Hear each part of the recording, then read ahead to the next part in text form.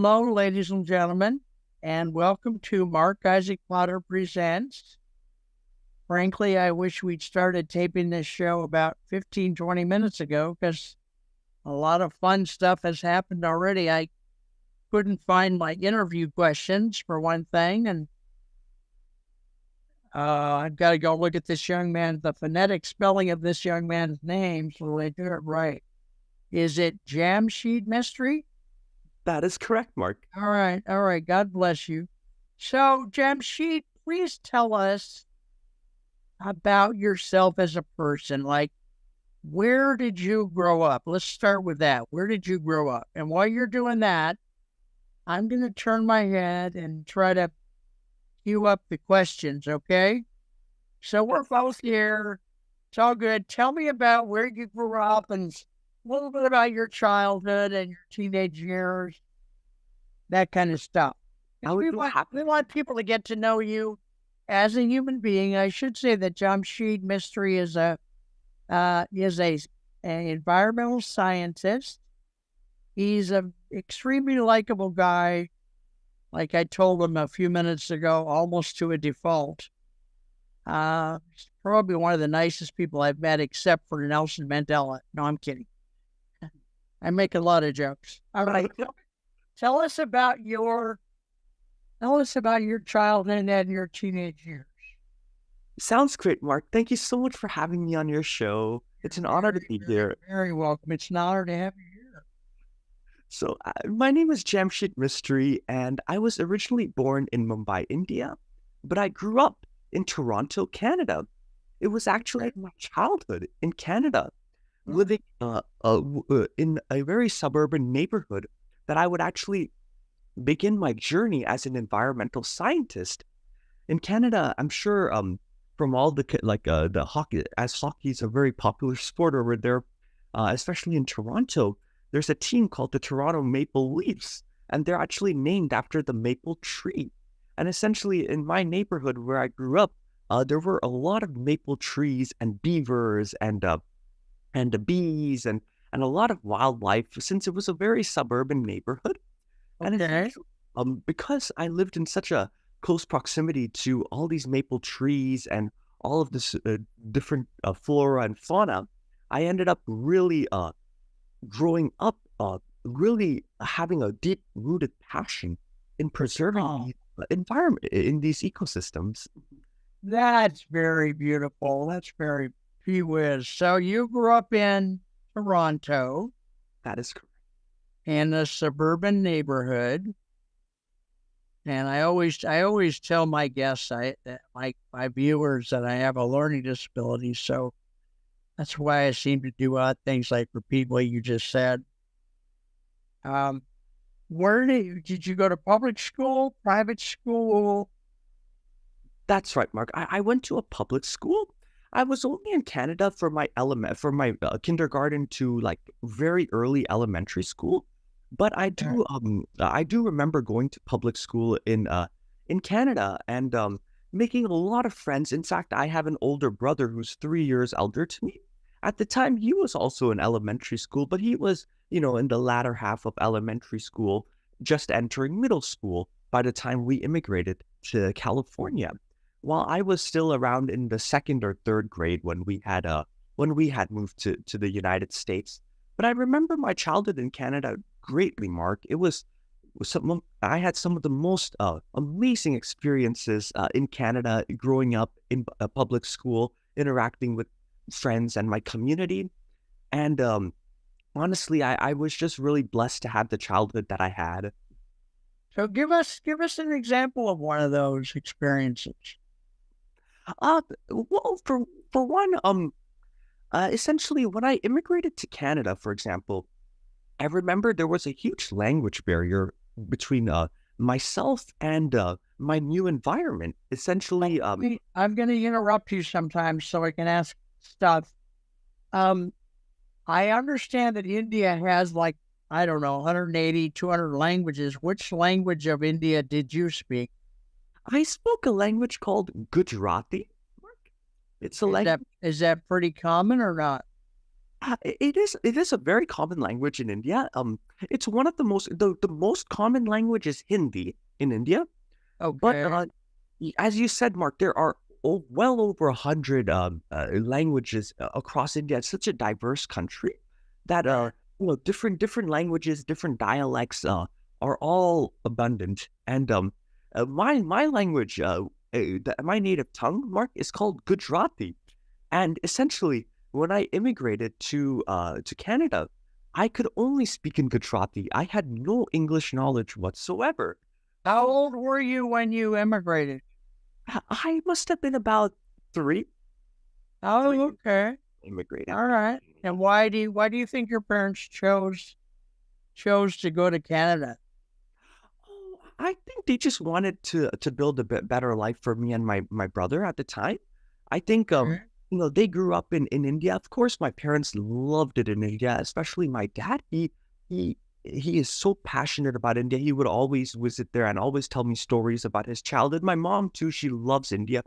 But I think for when me and my brother were growing up, my parents had decided, oh, they wanted to take us to a different environment, to the West, and And it seems like a lot of people from India do actually go to Canada.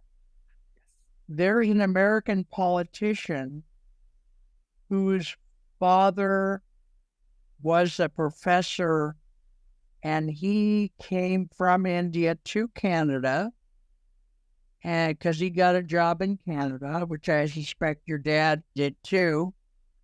And then they moved to the United States later. So it seems to me like a common path. Do you think it's a common path? um, I do, Mark. Definitely. It's a relatively common path for people from India to immigrate to the West, especially countries like Canada, because I think they're more receptive to immigration. And they actually have a very small population. Canada relatively has a pretty small population, Mark. So I think they're more encouraging about immigration because Right. they want to increase the workforce, the people going to college and getting educated and things like that. When I talk about my college years, Mark, I'll also I actually went back to University of Toronto, even though I grew up or I spent the latter half of my K-12 education in California. I You actually did? did go back for my college studies in When Toronto. did Okay, when did you move to California? Let's go back and forth here. When did you move to California? I moved to California when I was about 8 years old in the third grade. I'll be darned. Okay. Um, That's Huh. I was also still very young, so half of my childhood was in Canada, and the other half was in the US, in California. So that's interesting. Your parents would have had to get naturalized in both countries, Canada and then the U.S. What does your father do? Is he a professor, or what does he do for a living? My, my father, Mark, he's an accountant. He basically Okay. he does a lot of audits, and he basically manages finance. Like he majored in business, and Okay. actually, yes, he's an Tell us about the moment in your life. I think you would have probably still been in grade school in Toronto, perhaps. The moment in your life when you knew that you wanted to be an environmental scientist. the moment that I knew I wanted to be an environmental scientist was actually in the summer of my second year of college. Mark, Okay. in the summer, typically when I was in college, I would always come back from University of Toronto back home to my home in California, and Okay. in that summer in particular, I took a summer course in my local community college. And when I took this summer course, it was a course in environmental science. It was an introductory environmental science course. And prior Okay. to taking this course, Mark, I had I had never taken any environmental science courses. I had taken courses that were very similar, like ecology and evolutionary biology, but I had never taken an environmental science course. And I just Okay. decided that, you know what, this is. Originally, I hate to say it, but the reason why I enrolled in that class was to, get credit for my biology major. I love it. See, this is the kind of stuff I like about life. That's But right, up Mark. and when people rewrite their history, they don't always tell the stories like in this way that, I did it because of this and this and this. Very fun. Very fun. Thank you, Mark. Thank you. Thank Very you fun. for saying that. I originally wasn't even gonna take this class, but it was a requirement for my biology major, and I just Okay. decided, okay, let me take this environmental science course at my local community college in the summer because I have nothing better to do. And yeah, I don't know. I love it. I love it. I Great. So it was like an overview class probably at that time, right? That's right, Mark. That's right. A very introductory level course. And Mark, the very first project I did in that class was actually a project where our class got into different groups, and essentially we um we basically were tasked with the project about selecting what natural ecosystem California as a state should adopt as its state ecosystem because How bizarre. California, yeah, California, Mark, is a very diverse state, very big state, and there are different ecosystems. Like there's a desert, like in LA, Right, right. and there's the redwood forests in the Bay in Santa Cruz, and then there's so many mountains and just so many different types of landscapes. It's so hard to pick one single ecosystem for the state of California. And in my class, Right. my group decided to select the redwood ecosystem, the forest ecosystem, as the ecosystem that California should adopt as the statewide ecosystem. And we Okay. were able to convince I had actually wanted to do the desert, Mark, because I thought California was, mostly a desert. But in the end, I was really happy we selected the redwood forest itself because it's only in California and Oregon that redwood trees actually grow. There's no other place, especially along the coast, the Pacific coast. There used to be a time, Mark, prehistoric, back in the age of the dinosaurs, when redwood trees and forests would be all over the world. But now they're just super specific in California's ecosystem in the Bay, as well Okay. as Oregon. And So they're not in other parts of the world anywhere? that's right, Mark. Nowhere. It's They're just almost extinct. That's crazy. That's that's terrible. right. Are there new redwood trees growing or not? There are now that more and more people are becoming more conscious about, like, the scarcity of these beautiful trees. There's been more and more efforts to preserve them. There are forests. I know in California there are redwood forests. In fact, there's also a city in California called Redwood City, and I'm sure that redwood in that city for sure. So Uh, where are these new redwood forests being grown? Where are they being grown? Well, typically, Mark, they grow in very coastal environments. They can't survive inland. If the more inland you get, uh, you Okay, so what would be some, cities or counties where that's happening, and how many redwood forests do you think they're currently creating? One or two or 10 or Mark, I would say, in terms of cities, with cities like San Francisco, like the coastal part of San Francisco, not the yeah, yeah, yeah, yeah. the near the Okay. bay, San Francisco, Santa Cruz. Um, Okay. I would say that cities like San Jose, these cities tend to have a very diverse array of climates and basically conditions that cater towards a redwood forest ecosystem. And Okay. essentially, in terms of how many I think are growing, I would say only a handful, at most five redwood forests. Honestly, Okay. Like, All right. So you took your first environmental intro class as a sophomore. Then at that point you decided to become an environmental scientist. So what did you get your bachelor's degree in, first of all? I did my bachelor's degree in biology and environmental science. Originally, Mark, I was only going to do biology. I was only going to do life sciences, and I really wanted to do Right. like being in a laboratory Yeah. assistant, Okay. some biotech. But Mark, I ended up deciding to double major in my after taking my this environmental science course. Oh God, In my a sophomore year. So glutton for punishment, we say here in the States. I know, I Glutton know. for punishment. Button for punishment. That's right. And this is at Toronto, That's right. This was University of Toronto. So where did you get your master's? my master's, Mark. I got it at a university called San Jose State University. San Jose Okay. State University is actually part of the California State University system. How like Okay. there's the University of California system and the Community College California system. There's also the state universities that California has in the middle.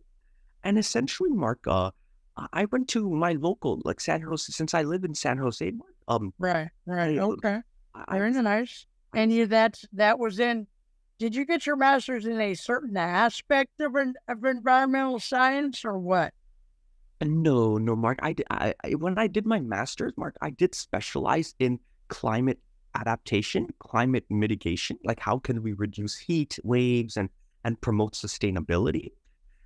But honestly, Mark, when I took my courses, they were widely arrayed. Like I took courses in like environmental theory and Okay. Okay. philosophy.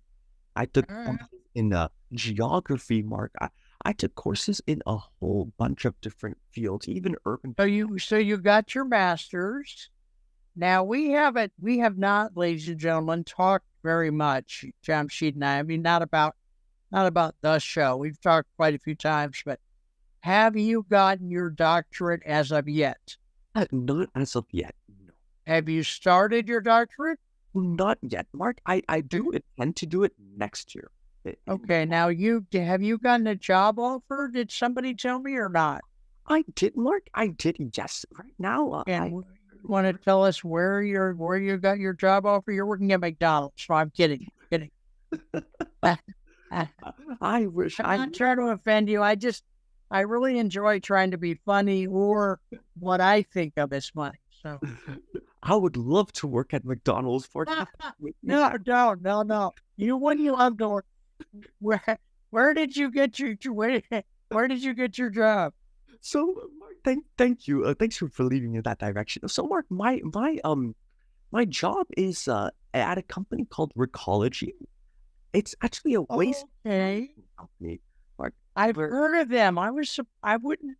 I didn't expect to have heard of whatever company you work for, but I've heard of Recology. They do some aspect of recycling, right? that is correct. Mark. That is absolutely correct. All right. Mark, I'm not surprised that you've heard of them, Mark, because it is a very popular and famous company. It has different, of course, it's typically situated along the west coast of the U.S., but even on the east, there are Recology. It's all over the country and even Okay. Canada. All right. And Would you mind telling us what your assignment is there? What do you do day to day or not? I would be happy to, Mark. Okay. My job is as a waste zero specialist. That's the title of my job, a waste zero. Okay. Okay. What does that mean to those of us that speak English? So basically, Mark, what I do as a waste zero specialist is I reach out to local businesses and local residents across the city, and I basically just inform them about composting and why people need to start adapting composting, as well as how they can like effectively recycle. Right now in my city, Mark, the recycling is free. Like they don't charge for recycling because they want to Okay. incentivize more people to recycle. Incentivize. Yeah. Okay. Right. And Mark, in fact, with composting, Mark, I didn't know this before I started my job at Recology, but most of the things that you throw in the garbage, like your paper towels or your food soil paper, your pizza boxes, Right. Right. anything that has it come in contact, any paper or any cardboard that has come in contact with food can go in the compost. You don't need to throw it in the trash or even the recycling. You can actually just compost it. And the things that you compost, Mark, I didn't know. I had no idea. that's right. That's right, I Mark. had no idea. I know it really opened my eyes because in my local neighborhood, for example, there's people have, reservations about composting because there's an odor or it'll attract. Yeah, no, no, it's, we don't, yeah, we don't, I live in Fremont. We don't, I can't even spell composting myself. Exactly, Mark. I'm, I'm hoping that the city starts to for cities like Fremont, San Jose, Yeah, Mountain View, yeah. they start to adopt these composting regulations. Is there anybody in recology or even in the whole recycling movement that is trying to work on some other new thing, behavior, component that the public can do to help recycling? Is there, because I find recycling, we do recycle, we have a recycling bin, we have a raw sewage bin or whatever they call it, and we have a one for plants over here too. We're separate. But I find it, I mean, we do it, okay? But I find it arduous to do. Because when I grew up back in the 1800s, I grew up with Abraham Lincoln's father, but we didn't do recycling. So is there anything new that, do they have like a little think tank over ecology that tries to work on new behaviors that they can introduce to the public to advance and forward the whole recycling thing or not? Absolutely, Mark. Absolutely. Things are always changing and evolving. The way that people recycle. I'm sure when you were a child, Mark, it was much different, for example, than what we do now, and I'm sure 50 years from now, Mark, it'll be even more different, Yeah. cycle and evolve. There's a saying in the waste management field, Mark, that when people transfer their jobs, like they just get recycled, they get recycled. There's actually a saying Oh, God. in the Okay. waste management Yeah, field, okay. just get recycled, Wow. and it's a beautiful, beautiful question that you asked, Mark, because honestly, recycling is so important. People don't realize that. Yes, you can get a carton of milk, for example, but let's say the milk expires, and Yeah. you want to just recycle the carton. Right. But most people, Mark, they will just keep the milk in the car. They won't dispose of the milk in their sinks. They will Right. just dump the carton with the milk in it, so that when it gets to the recycling facility to get sorted out, it just bursts, and liquid Huh. never be recycled. In fact, if liquid gets into contact with cardboards and other paper, that loses its value to be recycled. So it sounds like more education of the public is needed. How could we do that in a way that that make it palatable, that they'll actually listen to it and try to take it in? How do we do that? Exactly, Mark. Education to the public is so vital, and that's the whole reason. In fact, as a waste zero specialist at Recology, Mark, that's actually part of my job, is to reach out to these different residents and communities and businesses, and basically just encourage them to adopt sustainable waste management practices for recycling, composting, and throwing in the trash. And Mark, Okay. that's the beauty about education and outreach. It's basically a very it sounds easy, to recycle cardboards and paper, It's and not, but it's it's not. It's not. so For the average person like myself, not easy. exactly, Mark. It's definitely education is needed, and more people, because Yeah. Mark. It's just it's really important for everyone to be on the same page. Mark. Even as you said, you're from the city of Fremont, Mark. I'm from the city of San Jose, and I'm sure that Fremont has its own different, like, things, their own policies about what goes in the recycling. Right. Right. What San Jose has, and it's sad that so many cities in such close proximity, Fremont and San Jose, are very close, and it's so sad that that they have different policies for what goes where, because it makes no sense. Everything has to Do just you be. think it should be state? There should be a statewide or what? I do, Mark. I really do. I think if it's based on local municipalities and local cities, it's just going to cause more confusion. Like, if you look. Is there any action toward in the legislature to make that I a statewide thing or not? I believe there is, Mark. At least the ball is rolling on that. Like in terms of compost, for example, there's a new statewide law called SB 1383. SB stands for Senate Bill, and Okay. 1383 Okay. is just the number. And Right.